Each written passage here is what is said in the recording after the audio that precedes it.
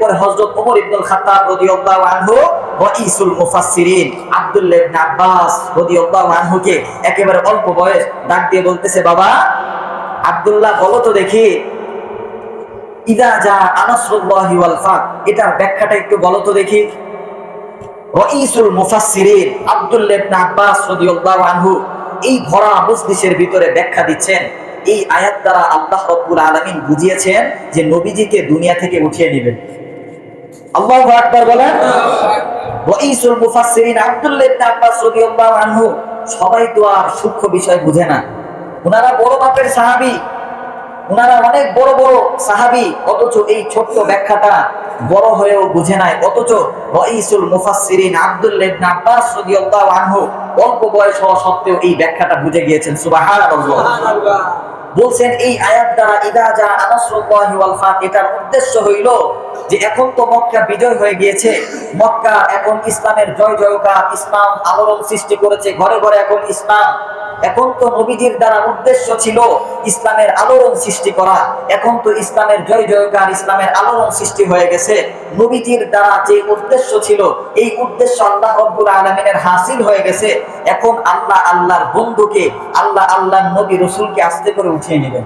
ইদা জা নাসরুল্লাহি ওয়াল ফাত, আল্লাহ রাব্বুল আলামিন বলছেন যখন বিজয় আসবে, যখন আল্লাহর সাহায্য এবং বিজয় আসবে, ওই সময় নবী গো আপনি দেখবেন, মানুষদেরকে দেখবেন দলে দলে মানুষ ইসলামের ভিতরে দাখিল হইতেছে, ইসলামের ভিতরে শামিল হয়ে যাচ্ছে।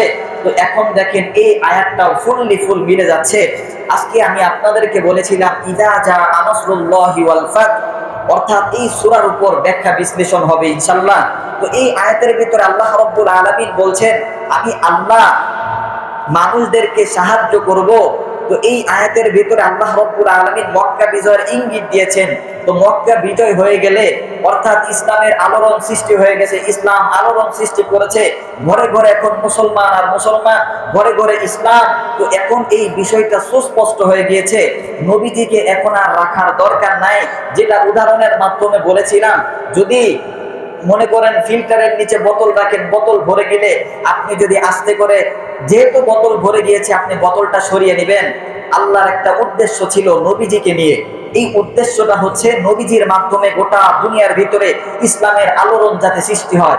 এখন তো ইসলামের আলোড়ন সৃষ্টি হয়ে গেছে, ইসলামের জয় জয়কার, এখন তো নবীজিকে আর দুনিয়াতে রাখার কোনো দরকার নাই। এখন আসেন এই আয়াতের ভিতরে আল্লাহ রাব্বুল আলামিন এমন ভাবে বললেন, যখন মানুষদেরকে, যখন আমি আল্লাহর সাহায্য এবং বিজয় আসবে, মানুষদেরকে দলে দলে ইসলামের ভিতরে দাখিল হইতে দেখবা। তো ইসলামের শুরুর জামানায় একজন দুইজন করে মানুষ ইসলামের ভিতরে শামিল হইতো, আর এখন দেখেন ইউরোপের দিকে লক্ষ্য করেন, দলে দলে মানুষ ইসলামের ভিতরে দাখিল হইতেছে, ইসলামকে মেনে নিচ্ছে। তো এটা আল্লাহর ওয়াদা অনুযায়ী মিলছে কিনা? আল্লাহ যে ওয়াদা করেছেন, আল্লাহ বলছেন যে দলে দলে মানুষদেরকে মুসলমান হইতে দেখবা।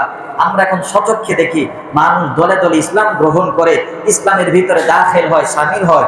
এরপর আসেন এই সূরার ভিতরে অর্থাৎ সূরাতুন নাসরের ভিতরে আল্লাহ রাব্বুল আলামিন সূক্ষ্ম একটা ইঙ্গিত রেখেছেন। এই ইঙ্গিতটা হচ্ছে নবীজির ইন্তেকাল, নবীজির ওফাত ঘনায় আসছে, নবীজির ইন্তেকালটা ঘনায় আসছে। যেহেতু এই আয়াতের মাধ্যমে বলা হয়েছে মক্কা বিজয়ের ইঙ্গিতটা বলা হয়েছে, মক্কা বিজয় মানে কি? ইসলামের বিজয়, ইসলামের আলোড়ন সৃষ্টি। তো এটাকে বোঝানো হয়েছে ফাতহুন শব্দের অর্থ দ্বারা।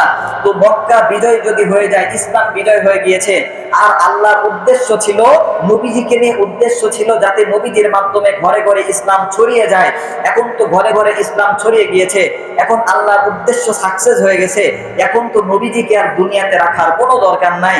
আল্লাহ রাব্বুল আলামিন এখন উঠিয়ে নেবেন। যখন এই ব্যাখ্যাটা আব্দুল্লাহ ইবনে আব্বাস রাদিয়াল্লাহু আনহু দিলেন, আব্দুল্লাহ ইবনে আব্বাস সম্পর্কে একটু জানেন। আব্দুল্লাহ ইবনে আব্বাস রাদিয়াল্লাহু আনহুকে বলা হয় রাইসুল মুফাসসিরিন। রাইসুল মুফাসসিরিন শব্দের অর্থ হচ্ছে মুফাসসিরিনদের বাপ, মাথা। আল্লাহু আকবার বলেন। রাইসুল মুফাসসিরিন আব্দুল্লাহ ইবনে আব্বাস রাদিয়াল্লাহু আনহু ইযা জা নাসরুল্লাহি ওয়াল ফাত, এই একটা আয়াতের ব্যাখ্যা এত সুন্দরভাবে দিয়েছেন। দেখেন আমরা অনেক সময় মনে করেন আমাদের বড়দের মিটিং হইলে অনেক সময় বাচ্চাদেরকে আমরা আসতে নিষেধ করি। তো আব্দুল্লাহ ইবনে আব্বাস রাদিয়াল্লাহু আনহু ছিলেন একজন অল্প বয়সের বালক, অথচ মেধার দিক থেকে বড় বড় সাহাবীদের থেকে মেধা অনেক ভালো ছিল, মেধা অনেক মজবুত ছিল। তা আব্দুল্লাহ ইবনে আব্বাস রাদিয়াল্লাহু আনহু এমন মেধার অধিকারী, এত মেধা হওয়ার জন্য রাইসুল মুফাসসিরিন তো এমনিতেই হয় না। নবীজি সাল্লাল্লাহু আলাইহি ওয়াসাল্লাম আব্দুল্লাহ ইবনে আব্বাসের জন্য আলাদা স্পেশাল ভাবে একটা দোয়া করেছিলেন, আল্লাহ আব্দুল্লাহ ইবনে আব্বাসের মেধাকে তুমি বাড়ায় দাও, ইলম শক্তি মজবুত করে দাও। এমন ভাবে যখন আব্দুল্লাহ ইবনে আব্বাসের জন্য নবীজি সাল্লাল্লাহু আলাইহি ওয়াসাল্লাম দোয়া করলেন, দোয়া করার সাথে সাথে এই দোয়াটা মঞ্জুর হয়ে গেছে। যেহেতু নবীজি দোয়া করতেছেন, আর নবীজি যদি কোনো ব্যক্তির জন্য হাত উঠায়, এই দোয়া কি, এই হাত কি আল্লাহ রাব্বুল আলামিন ফিরিয়ে দিবেন? এই হাত কোনোদিন আল্লাহ রাব্বুল আলামিন ফিরিয়ে দিবেন না। তো যেটা বলতেছিলাম, আব্দুল্লাহ ইবনে আব্বাসের এত মেধা হইল কেমনে, রাইসুল মুফাসসিরিন হইলেন কেমনে? নবীজি সাল্লাল্লাহু আলাইহি সাল্লাম আব্দুল্লাহ ইবনে আব্বাসের জন্য এক্সট্রা ভাবে একটা দোয়া করেছিলেন, স্পেশাল ভাবে মেধার জন্য দোয়া করেছিলেন। এই বরকতে, দোয়ার বরকতে আল্লাহ রাব্বুল আলামিন রাইসুল মুফাসসিরিন বানিয়ে দিয়েছেন। আল্লাহু আকবার। রাইসুল মুফাসসিরিন মানে কি? মুফাসসিরিনদের মাথা, মুফাসসিরিনদের বাপ, এর উপরে আর ব্যাখ্যাকারক হয় না। তো এই আব্দুল্লাহ ইবনে আব্বাস রাদিয়াল্লাহু আনহু সূরাতুন নাসরের ব্যাখ্যা দিচ্ছেন, ইযা জা নাসরুল্লাহি ওয়াল ফাত, এমন একটা মজমা মিলাইলো। হযরত ওমর রাদিয়াল্লাহু আনহুর সময় আব্দুল্লাহ ইবনে আব্বাস রাদিয়াল্লাহু আনহুকে সব সময় মজলিসের ভিতরে রাখতেন। তো আব্দুল্লাহ ইবনে আব্বাস রাদিয়াল্লাহু আনহু ছিলেন একেবারে অল্প বয়সী। বদরি সাহাবারা, ওনারা তো অনেক বয়সী ছিলেন, অনেক মুরব্বী ছিলেন। তো এই মুরব্বীদের মাঝখানে, বয়স্কদের মাঝখানে এই ছোট্ট বাচ্চাকে এলাও করতে অনেকে মনের ভিতরে একটু লাগতো, ইতস্ত বোধ হইতো যে আমরা আমাদের এই যে বড়দের মাঝখানে বাচ্চা, একটা ছোট্ট বাচ্চাকে রাখবো, এটা একটু মনক্ষুণ্ণ ভাব, সবার দিলের ভিতরে একটা মনক্ষুণ্ণ ভাব।